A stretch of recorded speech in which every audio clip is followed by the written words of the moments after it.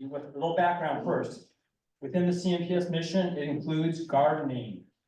In the OC chapter, guiding theme is native plants are the foundation of local biodiversity and healthy habitats. Our gardening committee's tagline, action tagline is build nature gardens in every neighborhood. All of this leads directly to tonight's event, an evening with landscape designers. And if you were considering making any changes in your yard, you were in the right place tonight. Well done. Little overview of what we're gonna do. So first, we're gonna give that just the quickest of introductions, who's sitting up here on our panel and who they represent.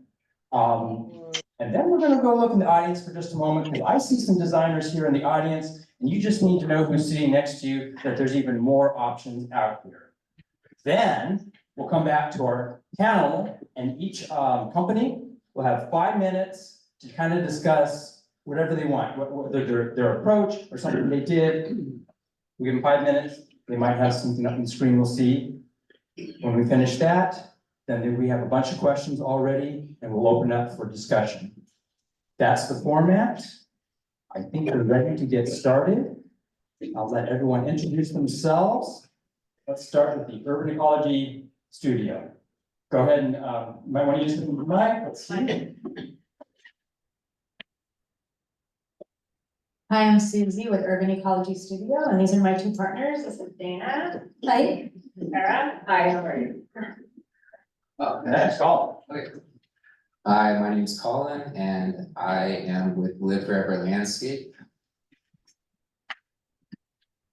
Hi, my name is Travis Gramberg and I'm with Koehid Design.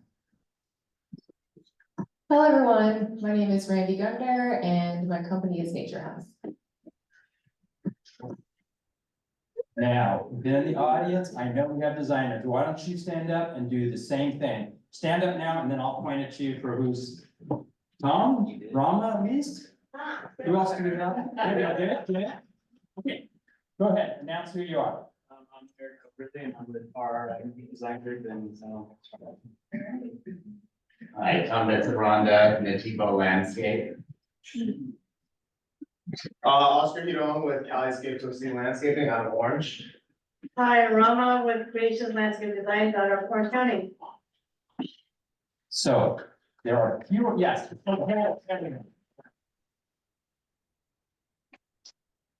Thank you, all designers and maintenance people and retail people for native plants, if you're here tonight. And I think this is a good showing that even though there are much fewer native design people, they are here. You have a number of options. Let's go deeper into that tonight. So starting, we did that, okay. Let's let each company introduce themselves and give their 5-minute talk.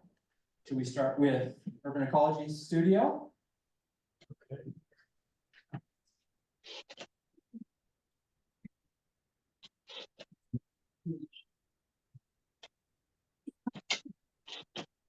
Everyone. Again, my name is Suzee Ramirez, and Sorry. I have a little presentation for you. We have a clicker over here for your slide. Oh, Yeah. Let me hide everything and all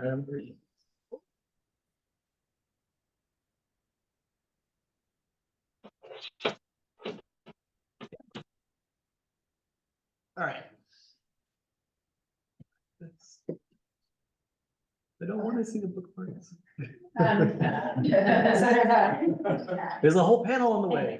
Okay, so we are Urban Ecology Studio, and we've been, we service the Orange County area, and we create ecological landscapes. I am not a professional speaker. I'm not sure this thing's working. I can click on it. Okay. Oh, it So did. that was a picture of us.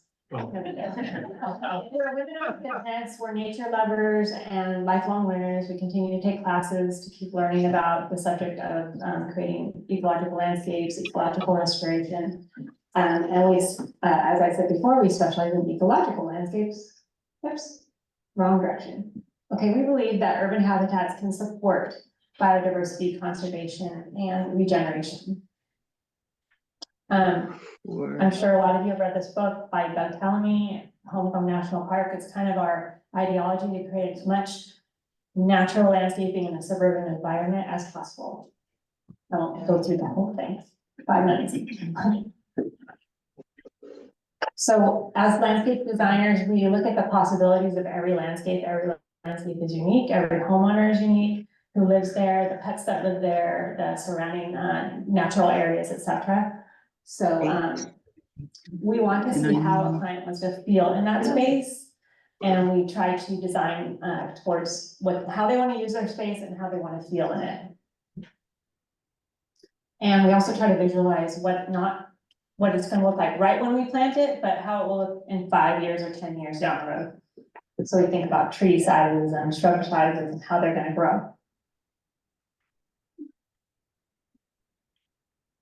So as I said before, each project is different, every client has a unique personality and needs, wants, and everything's site specific. Everyone here knows the benefits of California native plants, so I won't go over that, but we definitely try to provide habitat and work with the soil type on site and bring in soil amendments and things like that to help improve the soil on the site. We try to design without chemicals for fertilization, and we try to match our natural water cycle and what's occurring on each site. This is an example of one of our landscapes. It's a suburban landscape that has several rain catchment features, one in the front yard, one in the backyard. We also did a natural rock fountain in there and has a lot of mostly native plants, but also brings in edible and medicinal plants. Just some more pictures from that site. And I don't know if you're able to put that YouTube video. I don't know if Zoom's gonna be able to see it. It's just a quick video. It Where doesn't. did it go? The left. To the left? Everything in the box? Everything in the box to the left? Can we get audio there? Oh. All right, I'll play it.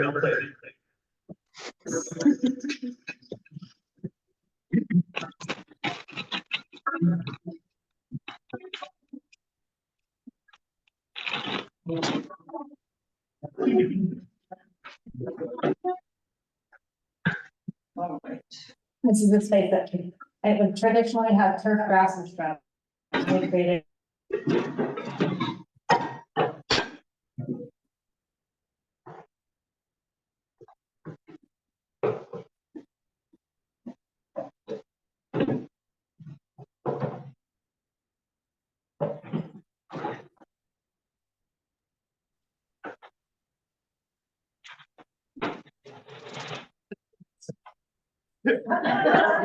Coming up next, Colin Dunlevy.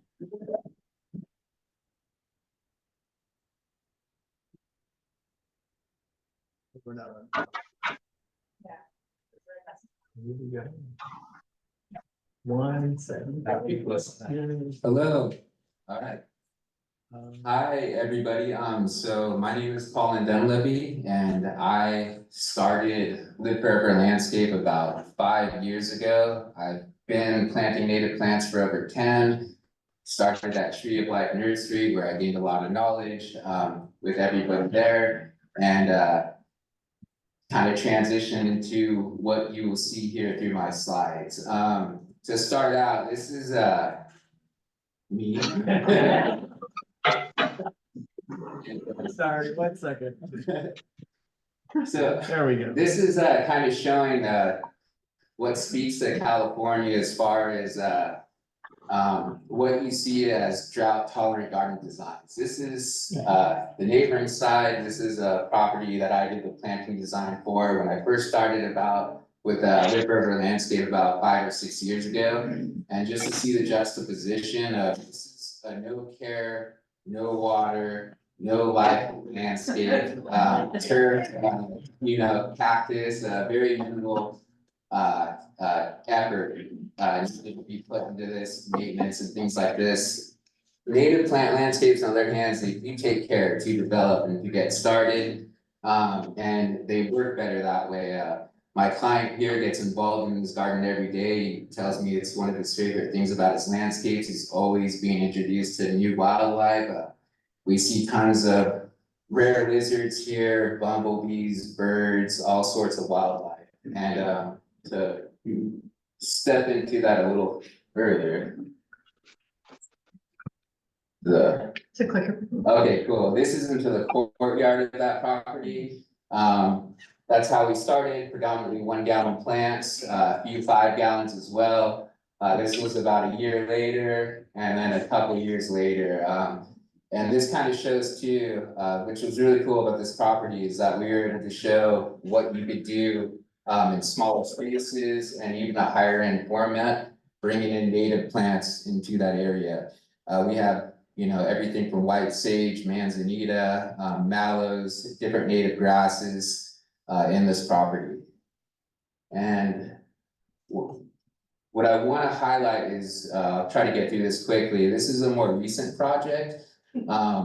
So this is how it started out. This is a client in Costa Mesa. And some of the, you know, site variables in this landscape is, you know, you want to get your needs of the clients, the needs of the space, the existing conditions in the project.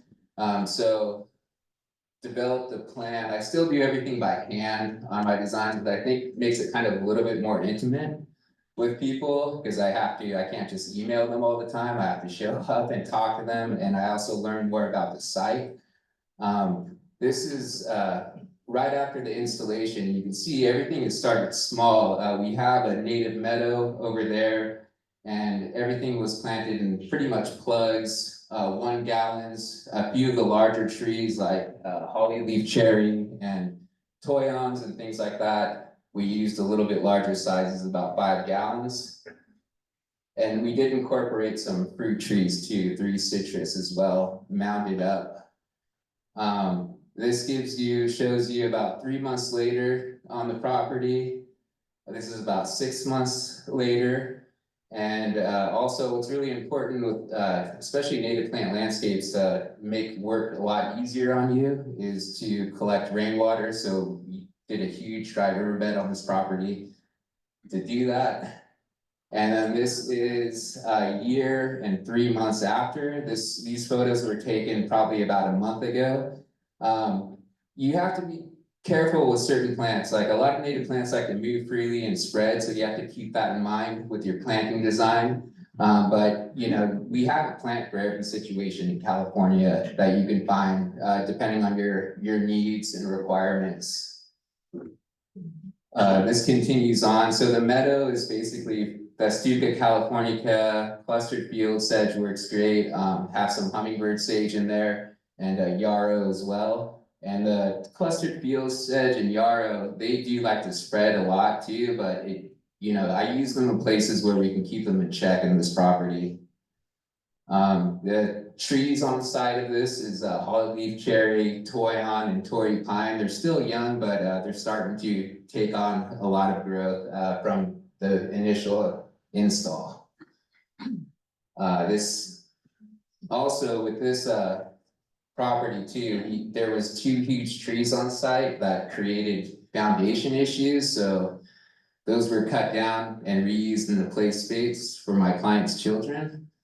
And it just came out really cool. It's really beautiful. There's a huge host of plants on here that I probably can't get into right now. But yeah, quite a mix. Some of the screen plants that are very easy to grow. This is CNPS-OC Ray Hartman, and then desert lavender.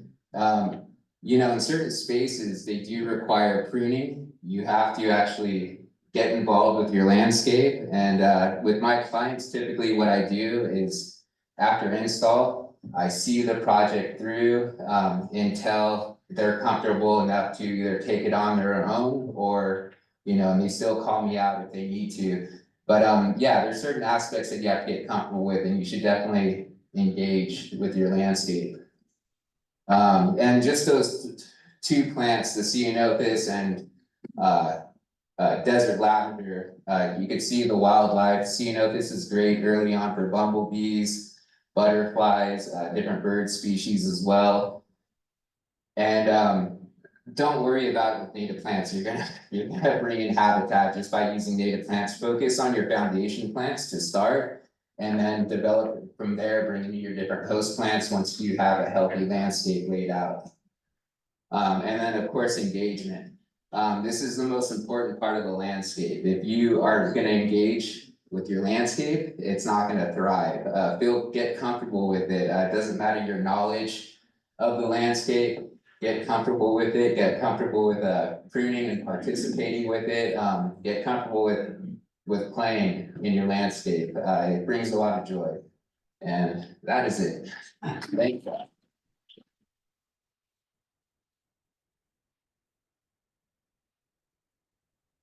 Next up is Travis Gramberg.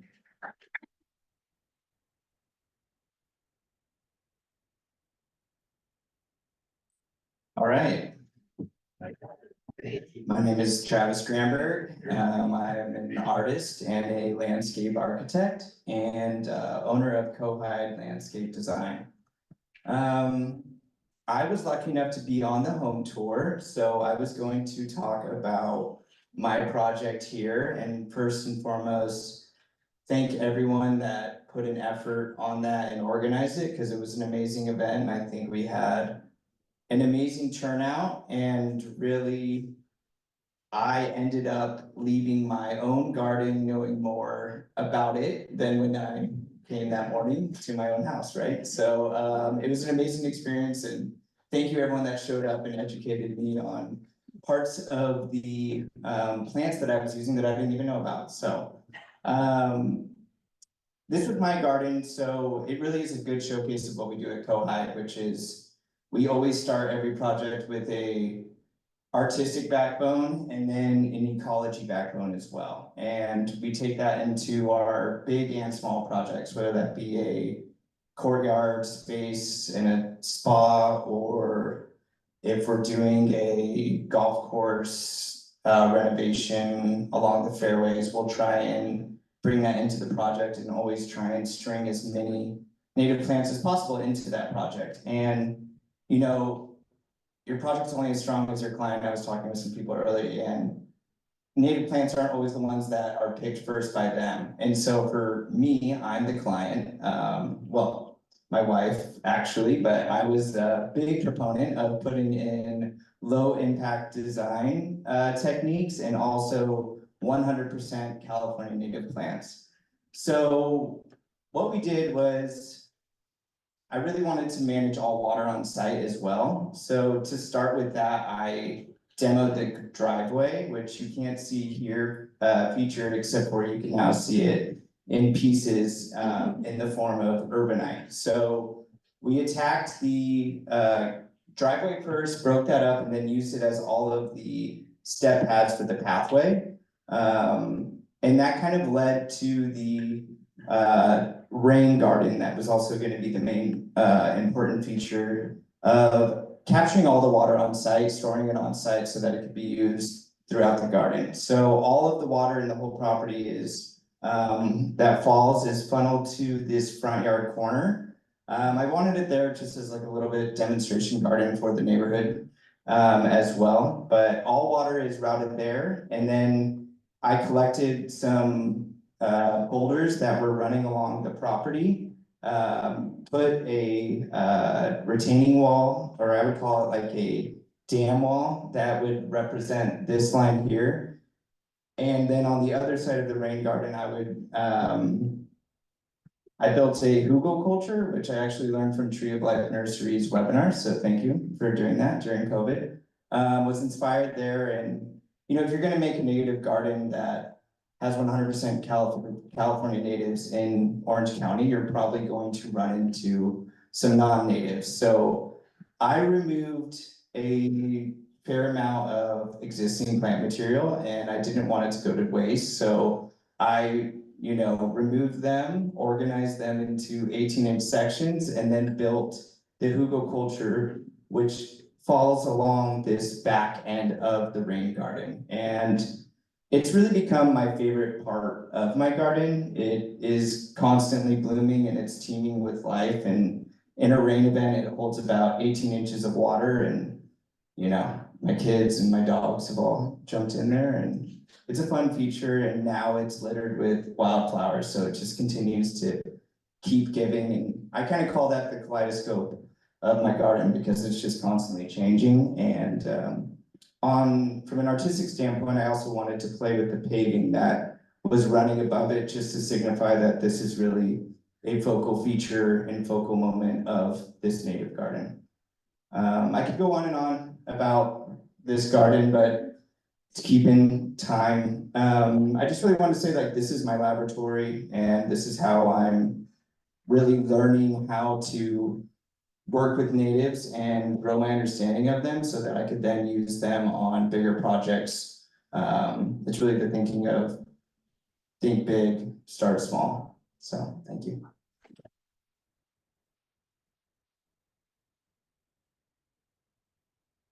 And our final panelist, Randi Gunter. Hello, everyone.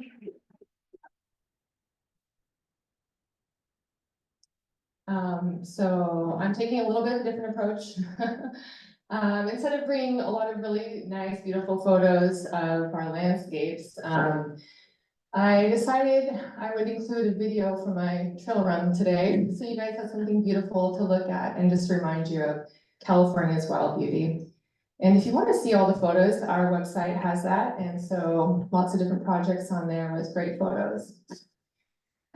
So thank you so much for having me here this evening. It's such an honor to be here with my fellow California landscape designers, and I'm not sure if you noticed, but there's very few of us in this region, which I hope one day will change, and it's great to see more designers here as well. And I just wanted to take this little 5-minute presentation to give you an introduction to my company, Nature House, and basically explain why I do what I do. And I think a lot of people can relate to this. And it all kind of started, you know, years ago, like probably as a child, but it's that feeling that you get when you are out in nature. When you come across something that's so beautiful that you feel as though, you know, you maybe have to take out your phone and take a picture, where everything is just like literally working together. And so those are the borrowed scenes that I like to take from and recreate them in people's gardens. And it's my purpose, really, because I feel like everyone should be able to access California's wild beauty every single day and not have to go way out into, you know, not even our local trails to find it. It should be right there in your backyard. And so basically, it's my mission to enrich the lives of my clients by bringing them closer to California's wild beauty. And so that kind of talks on why I do what I do, but the big question is how. And I think it's great that we're having this how discussion tonight here as a question and answer. And I've thought a lot about this. How do we do this? And the only thing that I can really come up with is horticulture. And horticulture used to not really, you know, I might as well have said Monrovia Gardens or something, but that's kind of what I used to think of when I thought of horticulture. But as time has gone on, I've realized that horticulture is like a beautiful art form. And it's basically what nature has done for millions and millions of years. And so in my company with Nature House, I have kind of broken horticulture up into like 5 different categories. And so the first one, and you know, not one is stronger than the other, they all have to be working together. But the first one I kind of touched on, which is creativity. And that's, you know, what I touched on before with taking those borrowed scenes and recreating them into people's gardens. The second one is science, and being part of the CNPS world, I'm sure most of you may even understand that far greater than I ever will. The third one is function, and I feel like in our standard design that you see just driving down the street, we've got function down pretty good. It's pretty much like what plants can handle the most amount of use and what can get the most, like the worst treatment and still survive. And that's functional gardening. The last 2 elements that I think really just kind of tie everything together is discovery and social awareness. And Colin kind of touched on the whole discovery, and it has to do with that engagement. we discover the more that we are engaged with our gardens, the more that we're pruning, the more that we're watering, the more that we're deciding, like when to pull a plant out, because it's just not looking that great anymore. And so over time, when you are in your garden and actually doing the work, the large stack of like my native plant books have just gotten dustier and dustier, and I am not really referring to them quite as much anymore. And most of my clients I've learned from so much as well. And so a lot of what I've learned have been questions that they've asked me that I've had to go and research myself or come up with an answer on the spot that I thought I knew. But really, it's just building a community of people based off of discovery. And the final and fifth component of horticulture is social awareness. And as we're sitting here talking about like questions, and I've heard so many times, like, how much do I water? When do I water? Who's gonna care for these gardens after they've been installed? And, you know, to me, unfortunately, I think it's because for so long in our society, we have relied on, you know, irrigation systems and cheap, inexpensive labor just to do the work for us. And that's really unfortunate because it's kind of, you know, like the whole idea of horticulture has kind of been lost. And so in my opinion, those answers are pretty simple to answer. Like that shouldn't be the main concern. I think the main point that we should be doing is looking at changing the mindset behind what a garden even looks like. What does a garden look like? You know, when we're driving down the street, that's become like the standard norm.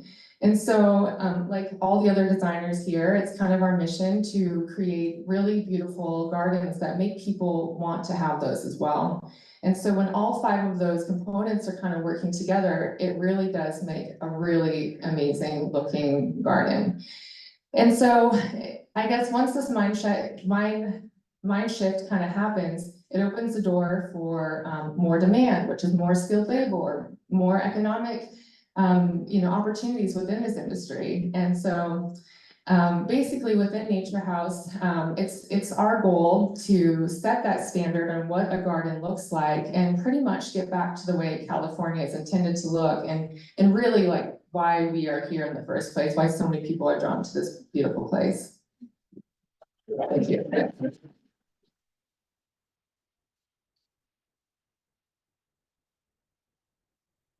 And now you have an idea why we invited them here, which I need to say, if you've been watching our website, you know that we had a very big name speaker who was going to be here and was unable to join us kind of at the last moment. So I want to thank all of these people for showing up at the last minute, figuring out what they're saying.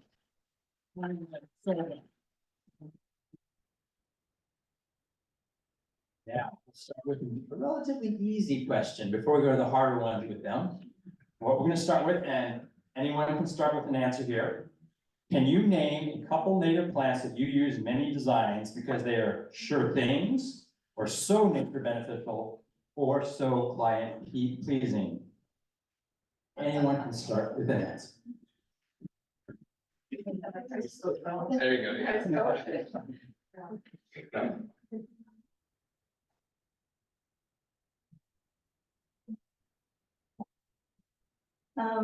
So I think with bigger plants, we almost in every landscapes we like to use Toyant, lemonade berries.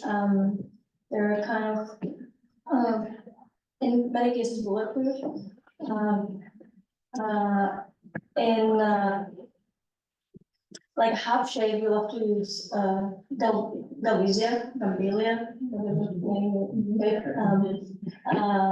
Yarrow is almost always Achillea. Yeah. Also euchre for shady areas. So that's kind of our go-to palette. So with that question, I'm actually gonna say there's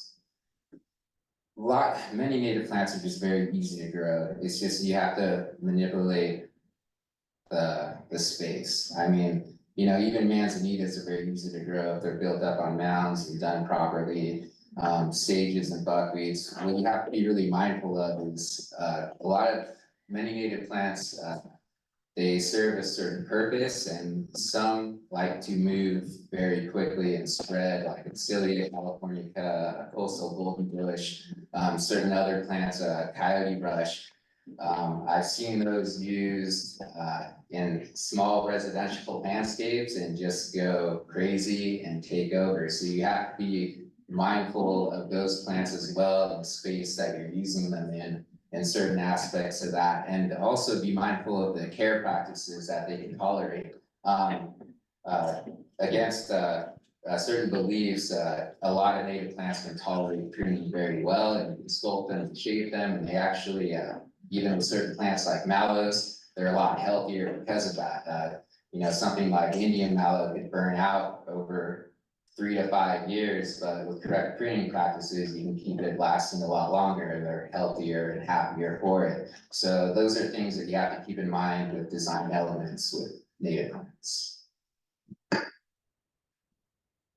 Yeah, well said to join in on the toy on preach. It's almost, it's my easiest one to sell a client on for like a perimeter hedge, which everyone usually wants and requires within their landscape design, and the fact that it fruits once a year and could have flocks of cedar waxwing showing up, like it's a pretty easy sale. And then as far as another one that I've been getting on a lot of projects lately would be This Great Hartman, just because it looks completely like a blue bush once a year, and like you know everyone's love for bougainvillea, so it's like a quick, match to, that's a cool plant, have you ever heard of this plant? And so that's currently one of my favorite. Okay, so in my opinion, it just really depends, like what story are you trying to tell? What is your garden design, like, it has to have some sort of foundation to it. And then, choosing a foundation plant to kind of match that. So usually if I'm going, so if I were to choose two, I guess I would choose one woody and one like beautiful flowering perennial. And so if I'm gonna go for woody, it's probably like a manzanita. I feel like manzanitas are sometimes a challenge, sometimes they surprise you, and they are just like the quintessential California plant in my opinion. And, they of course attract a lot of habitat and pollinators and birds, and so that would be like my woody choice. And then if I'm gonna go for like a flowering perennial, it'd probably be a sage, and there's a ton of different sage to go with. And the reason why I love sage so much is just because of the aromas, and they come in so many different sizes and shapes, and even shades of green and colors and, flowers, so. But if I'm gonna choose my favorite sage, I think it would probably be, I don't know, probably like black sage, just our local California black sage. There's nothing more beautiful and easy than that, so. Yeah.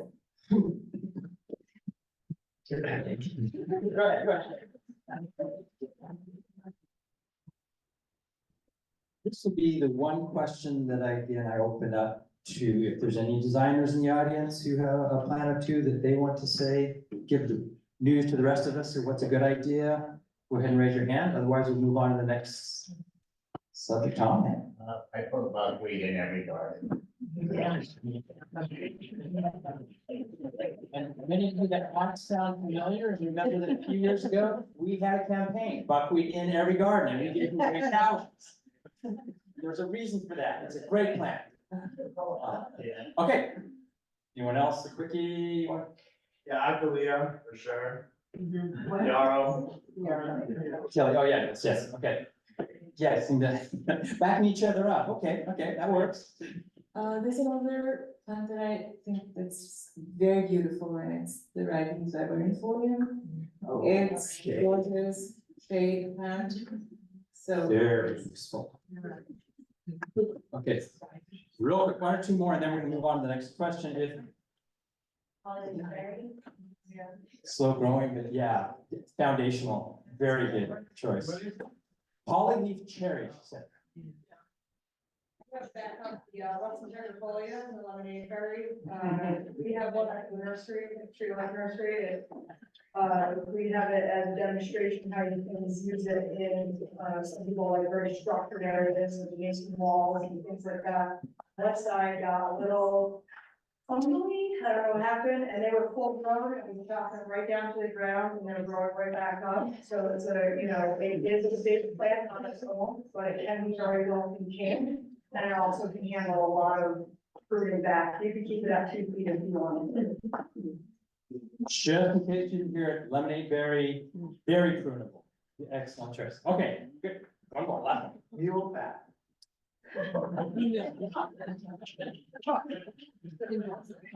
Okay, we'll say that could be a whole conversation right there. Okay, the second question for our panel specifically. Some people are DIY people and want to start small or do things on their own. But at some point, should people consider going with professional landscape designers, and why and when?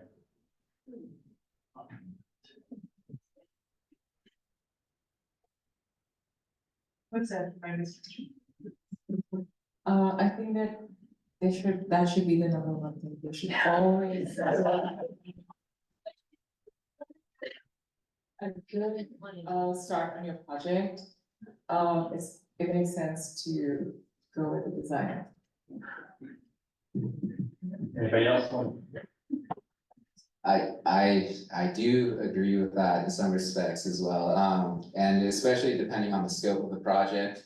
If you have a difficult situation, a large slope, large property, or you're just redoing your whole landscape, seek advice. It clears out like because it's taken me over 10 years to develop my knowledge of what I know about this, and I cut out a lot of headache for you by helping you with that. But on that side too, once the landscape is installed, it's gonna be there for the remainder of its life, and you are going to have to engage with it. There's always gonna be opportunity with native plants to replant, to see what works best, to add different host plants, and definitely get involved with your garden. If you're comfortable doing it on your own, I'd say go for it. That's the best way to learn. So either way works, but yeah, seek advice if you need to. Yeah, I think scope is probably my number one determinant, like if you're redoing hardscape, pools, renovation on a grand scale, yeah, I think it makes complete sense to even just get a consultation. There's plenty of designers around, there's, not all of them are native designers, but if you have a background in native design and you just want some design expertise, I think it's just smart to get someone in the field of landscape architecture or landscape design to come out always. In that same breath, like I learned mostly about natives not through school, and I think like most people up here, but just through like trying myself and just seeing what happens and research. And so experimentation, I think, is incredibly important, and reaching out to experts like in this room, so. I think that you won't care if you install your garden yourself, you're gonna care about it and way more than I think if someone were just to come in and just easily put it in. You'll see the hard work that goes into it, you'll see how to plant the plant, you can kind of see, oh man, maybe I shouldn't have planted these two plants so close to one another. But with that said, it just comes down to like your capability. But bring in like an expert, we of course would be able to help you along, and even if it's just for the design. What we typically do for people who want to do DIY projects is, we of course do the design, which a contractor can then go and do on their own. Or we give people a watering guide, an installation guide, a care guide for the first 6 months. So just getting that information that's more specific to your landscape is really important too.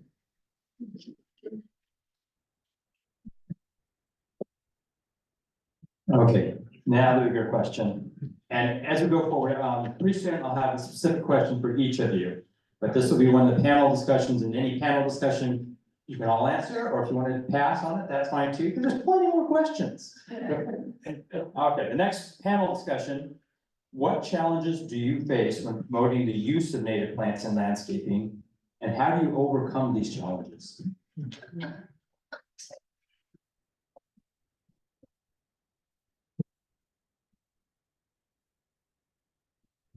Is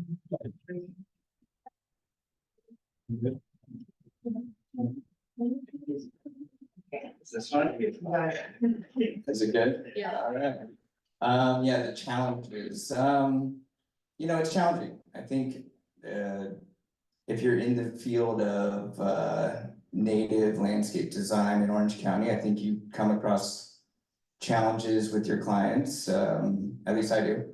And, not all of them are looking for native landscapes when they call me, and sometimes it gets into somewhat of like a political discussion, and I'm not hired to be a politician, I'm hired to help with their landscape. So a lot of times I'll feel them out and obviously recommend and try and give as much education as possible, but when it comes to the plan itself, I present natives, and it's as simple as that. That just keeps them on the project from the get-go, and there might be, again, bougainvillea, to bring it up again, like, how am I supposed to compete with that at times? So you just have to be smart, I think, about your battles, and we always strive for at least 30% on each project, which I know isn't 100%, but it's the start, and I'm seeing an uptick in my work of people, like, it's almost like becoming a trend, like, to have new plants and these textures and these sages and these colors all commingling together. So I think it's a positive future, but definitely challenges.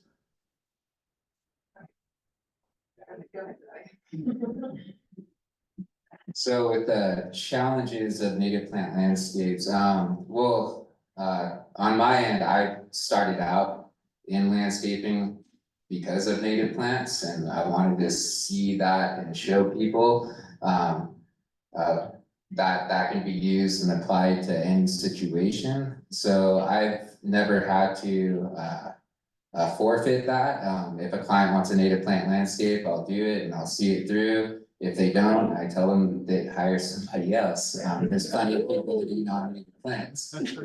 So with that said, though, even like my clients that are all for it, there is a little bit of shock when after planting day, when I got a bunch of 4-inch plants and 1-gallon plants, and I'm like, just give it, 3 months, you'll be happier. In a year, you won't even remember how it started, and typically that's always the way it happens. And I always create these relationships with my clients because of that, because it's a huge, it's just a huge, brings so much joy to me to see those landscapes each time unfold, and to see these families engage with their landscapes and enjoy them, and all the wildlife that comes with it. It's just a beautiful opportunity. And yeah, so I guess there is challenges, but more rewards. And yeah, thank you. If they want to, otherwise we move on. Randy? Yeah. Okay. You guys pretty much touched on all of the same time. Well, in that case, Yeah, keep on moving. let's give you the new question then, Randy. Many of your designs have a strong sense of theme, whether it's location, emotion, a nature aspect. Is that part of your design process? I would say yes. So pretty much you need a guiding light when you're coming up with a plan.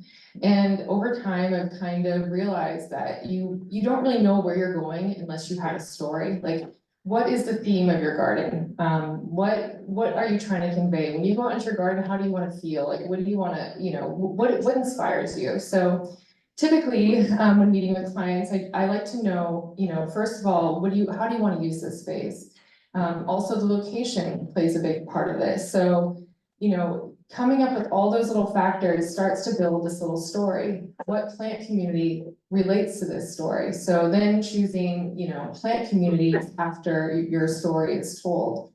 But yeah, I guess that like I kind of was talking about earlier, it's that feeling that you get when you go out into nature. And that's kind of what I want people to kind of experience. And so when it's kind of hodgepodgey or doesn't really make sense, or you start to pick up on that after it's been designed, and when it's way too late and you're having to replace plants later, you want to make sure that everything kind of just looks cohesive. And maybe it doesn't have to be from the same exact plant community, but it could just be a representation of a place that you've been to. So a lot of my landscapes, I like to consider them as like little postcards from places that I've been. So when you go out into these areas, it's like, okay, this is kind of like the coastal scrub along, you know, along Laguna or something. So you kind of have, without even really realizing it, you'll have that familiarity that just feels natural and good.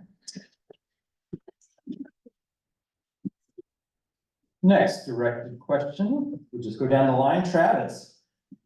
So I want to thank you for displaying your landscape on a recent garden tour. You had at least 4 what we call vignettes, and each one had an artistic element from something simple yet dramatic like pruned up artichoke shrub to another vignette which had sculpture towers and a sea of insignia. Can you talk about the artistic component of your design process? Yeah, I guess it just depends, like, on the specific project, and within my own garden, the 4 vignettes, you brought up artichoke, I'm gonna get in trouble for non-natives here, but, you know, it's, really, at the end of the day, art is, you know, completely up to the beholder, and really a true artist is one that is practicing art. So in my work, it's when I must get my inspiration for art from my clients. So what do they view as art? Is it a sculpture within the landscape? Is it a paving? Is it a planting design? Is it nature itself? Like, that really is the component. And so through our design process, it becomes a co-creation of art. And those vignettes you walked through were almost like showpieces to tour my clients on, as far as what the realm of landscape architecture or landscape can be with art. So.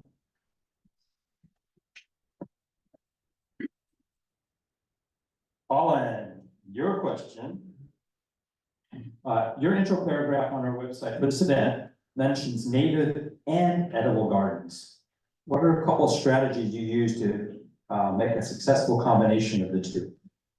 It's actually fairly easy, and I'm talking more in the respects of fruit trees. If you're gonna grow veggies and things like that, that's a whole different ball game. That's very seasonal. You have to really be engaged with that quite more than your native landscape.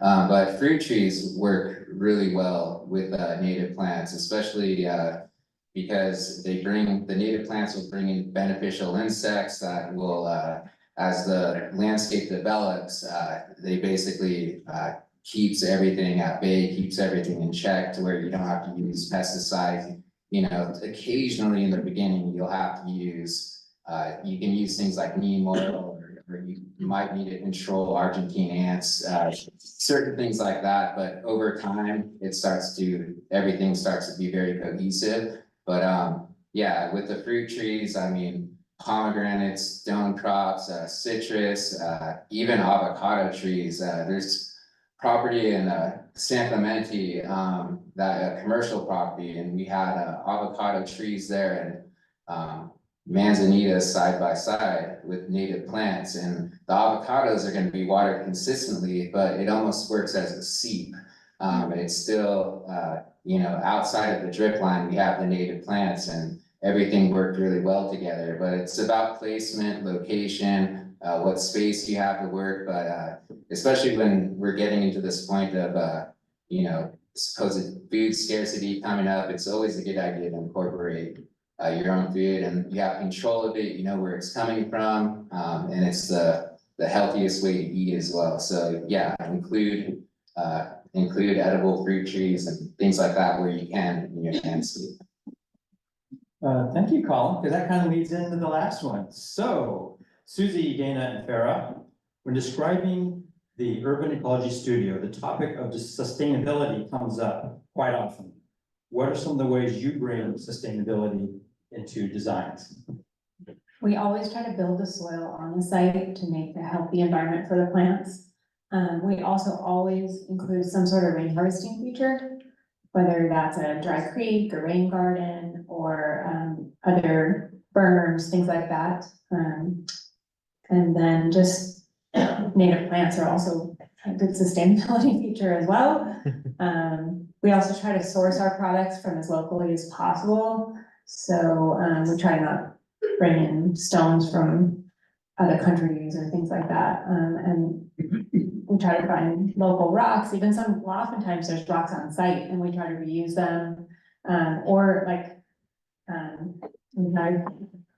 Travis, we like to use urbanite or bricks that were on site, try to reuse them. We just finished a project where we reused, some brick from on site in the project. And so, those are some ways that we're trying to stay sustainable. I actually like to use the word regenerative because the sustainable is just kind of status quo or staying where you're at. We try to go regenerate the landscape and bring in, features that will help bring that landscape back to a much better place, and it will only continue to get better and better as those native plants continue to grow. Thank you. Okay, we're back to panel questions, and again, think you have a great answer, get started. If you want to pass, that's fine too. So you create your design, the customer's on board, and then comes the time to install. What do you do to help with the success of this major install step?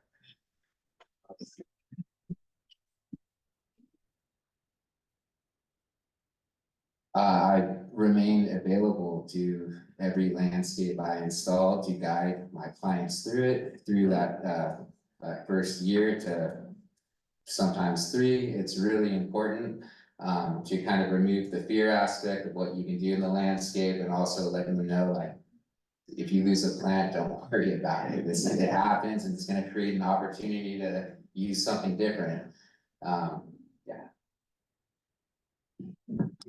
Yeah, in our proposal, we put in field up time, so throughout the build, we're there at certain milestones, and then it's constant communication with our installers, really. I talk to them constantly, they become, when you work with them over and over, they become part of your family, part of your short call list, so so that's really important. And I think the long-term maintenance, it really depends on your long-term relationship with the client and where they go from there. I guess that the installations that we have been doing, I've been on site for most of it, to be honest. Whether it be laying flagstone or moving boulders or helping plant plants, but I think the most important part is just like that initial education for the customers and, just the groundwork, just to kind of get them going so that they feel comfortable enough to be able to, go out and prune. Like it's a terrifying act for some people. I've come to realize, like, I didn't realize it could be so scary. And so, just like literally handing them the pruners, like, hey, this is when you trim, this is what you do. And how much to water, showing them how to like water with a hose, and there's a lot of really simple things that like I forget about that, I realize that most people don't really understand or know. And so just getting them super comfortable is probably the biggest and most important thing.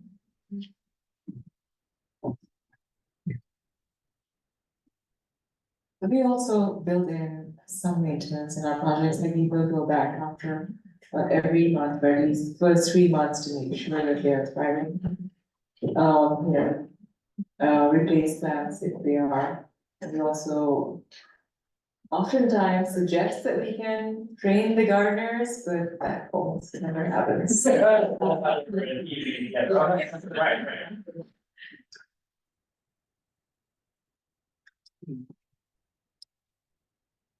Tell us a story, what comes to mind, of an unusual client job. Maybe a landscape that turned out better than you planned, or a job that hit a big unexpected obstacle and how you worked around it, or a dream landscape request you received, or even a dream landscape request you want to receive, maybe from somebody here in the audience. Anybody want to go on that one? I have had a dream of finding a whole cul-de-sac that wants to do a cohesive landscape. Can you imagine driving down and all of a sudden you see a whole cul-de-sac that has native plants and you can't tell, there's no hedgerow between this house and that house, it's just a constant garden. So that's one of my dreams. If there's any neighbors or friends in the audience, want to do that?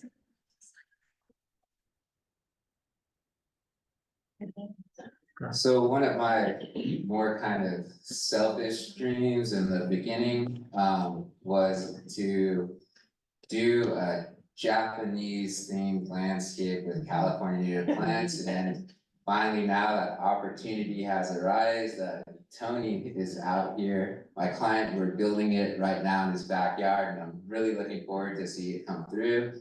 And yeah, and I'll get pictures out there once we finish. Yeah, and then of course, with the rest of it, I mean, all I do is California native plants, so that's the wildlife and everything comes with that, but now I'm trying to kind of do more different styles. Like I love showing people that you can apply native plants to any situation, from formal gardens to simple open landscapes, to pretty much anything, pottery, raised beds, any aspect of the garden, there's a native plant that you can use for it, especially when we can reach out from all our different locations, from going down to Baja, California, to the Channel Islands, to the desert regions, to the mountains. We have all these different microclimates in Southern California with these landscapes, and you can apply about any type of native plant to it. Okay, so quick break. You and your client, did you see Irina, the garden tour lead person? Yeah.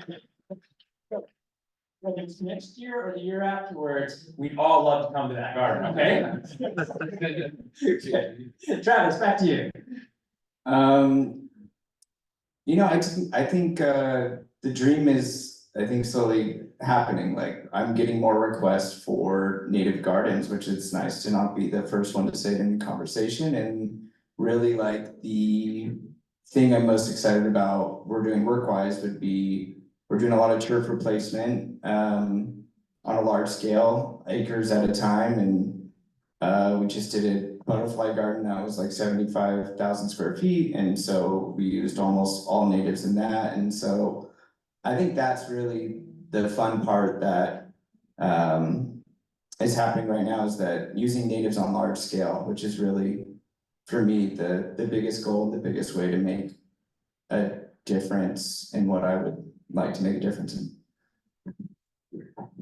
Okay, I'll quickly talk on a project that I'm super excited about, and it's cool because Jeffrey's here tonight, and he had a lot to do with this.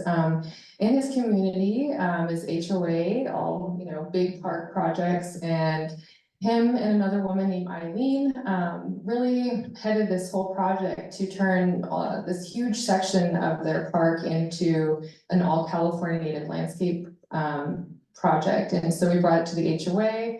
They're slowly approving it and getting crowdsourcing. And so I think it's really gonna happen, which I'm stoked about. The design is done. But what's gonna be really exciting about it, and I'm hoping, you know, more HOAs can get involved with stuff like this, is creates like a trend in, you know, larger scale projects. And also what's very cool is that we're not doing any irrigation system, so. Okay, if you can turn around, Jeffrey, raise your hand, there's the driver for that project.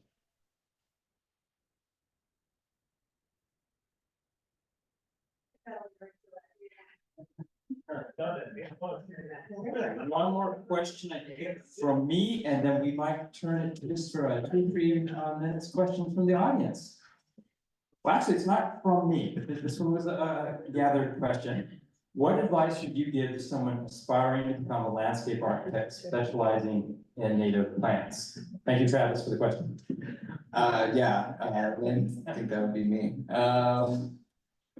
You know, I came here, I started coming here just because I wanted to get more into natives, and so it started sitting in this room, and I sat next to Randi at one point, and we were both kind of just starting our businesses, and that was pre-COVID, and you know, it's awesome to hear now that we're both doing it right, yeah, and growing. So I think you got to get in there and just, you know, continue to push forward with what you believe in, and day by day grow. Yeah.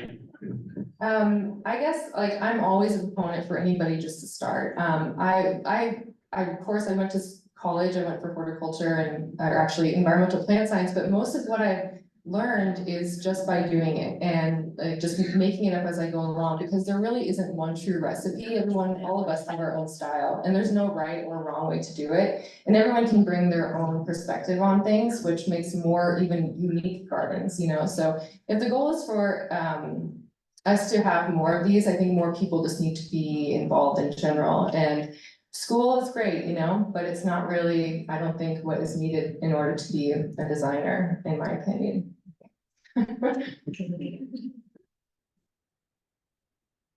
Yeah, so I went kind of an unconventional route. I maybe took like 4 or 5 courses in community college. Most of them were about business because that's the part I kind of struggled in most. But as far as native plants, the best advice I got was to go see the native plant in its natural habitat, see how it grows, see how it performs, and it's pretty amazing because a lot of these plants, they grow out of cliffs, really difficult placements, and you can easily take that and apply that into the landscape into different microclimates. And that's, I think, the first way to kind of educate yourself with native plants, and then from there, trying the plant. Don't be afraid to try things. Don't be afraid to lose a plant. And then you'll build and build from there. I would say, share the passion, because we all are passionate about native plants and about ecosystem and bringing the California back. And I think that kind of feeds us all, interacting with the clients, educate them, and see the passion spread. For me, that's just the biggest reward, and that's, I think we all are doing what we are doing. Okay, we have time for a small number of questions from the audience. What I'm gonna ask is that, the more generalized your question, that might have value to several people in the audience, that's great. If you're gonna ask about, you have a 3x3 shady place, what should we do? That's not what we're looking for, but if you have grander questions, we have a chance now. And I guess we're starting to run the lab. Go ahead, son. I have a question from Zoom from Charles Nichols. What native ground covers do you recommend when replacing grass? I think I can speak on that. We have an answer. Oh, I am a professional. Let's hear it. Okay, let me tell you, we had a dead job on for like 5 years, no, 3 years. Our HOA was really thing, we didn't really think about it, so I went and got my own cruise of whatever, and then, the, St. Augustine is green now. And St. Augustine doesn't require a lot of water, and it also is from somewhere else, but, they sell it as sod. And when you water it, it stays green and it doesn't die, it doesn't need to be taken care of. Oh, And, the HOA was all over me for doing something on my own. So I had enough courage to stand up to them, and it took from, last October to this week to get paid back. I had to make a proposal, right when I did, and then try to give the proposal to them, go to meetings and demand reimbursement. So our HOA is, our friend next door is the president. I don't want to sue anybody. I told them I wouldn't do that. And they did side with me. Okay, we're looking for a generalized question. Yes, please. I'll give a quick answer Okay. on that. For replacing a lawn, it's actually very easy right now. There's so many native sods available out there to start. They do require less water once they're established, about once a week. They do require less maintenance. So there's you can look that up online, but certain plants, like if you want to actually have something that looks very similar to a lawn, yarrow, achillea, millefolium works fantastic. Also, the carrot species are great to replace a lawn, but using a diverse mix of ground covers works out really well. There's plenty of ground cover native plants, hummingbird sage, different ground cover ceanothus, different ground cover manzanitas, depending on what you're looking for. So you can do something totally different. It doesn't necessarily have to be a lawn, but there's plenty of options available that you really no longer need a lawn or a conventional lawn. Yeah, just to chime in, yarrow from seed is like really easy during the right season, so you could just throw that and be successful.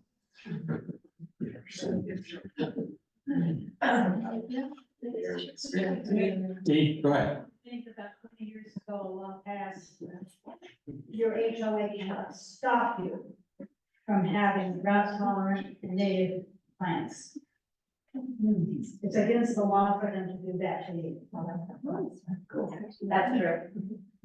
That's true. So you don't have to plant something that you don't want to. Good news. Doesn't mean you won't have to argue with them. Yeah. But there is a law. I got a good ground cover of the carapia. It's you can mow it down right to the ground, or you can let it grow and do it. Yeah, native strawberries are pretty good. In lower depths and shade mixes.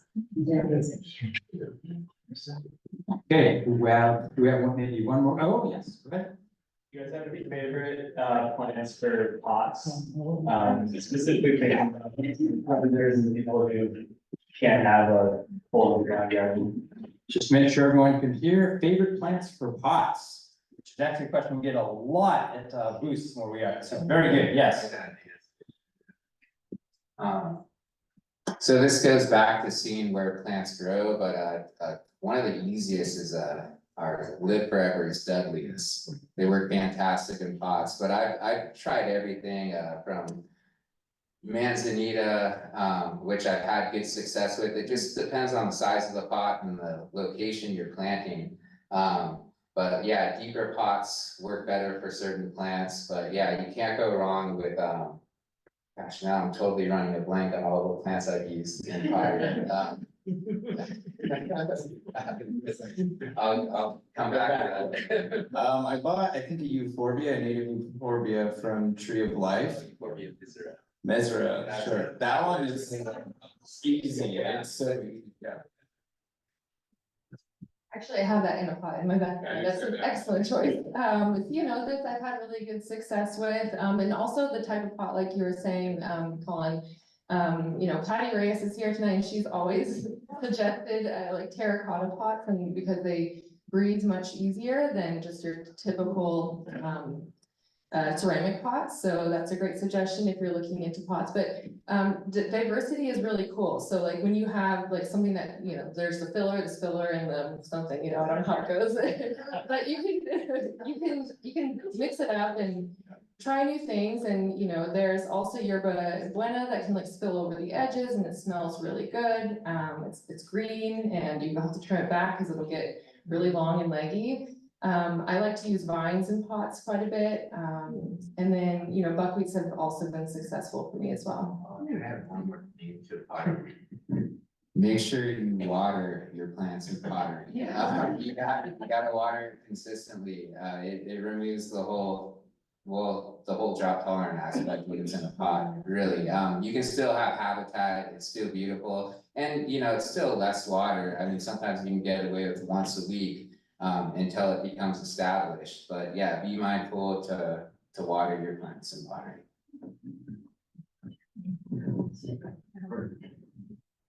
Okay, we're about ready to wrap it up, unless anybody has any closing remarks.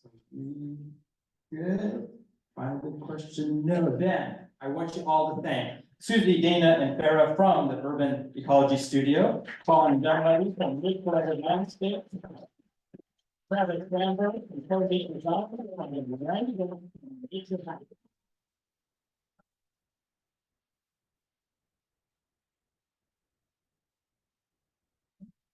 We have a little bit of time to speak to them now. Otherwise, I hope to see you all here next month, same place, same general time. Good night, everyone.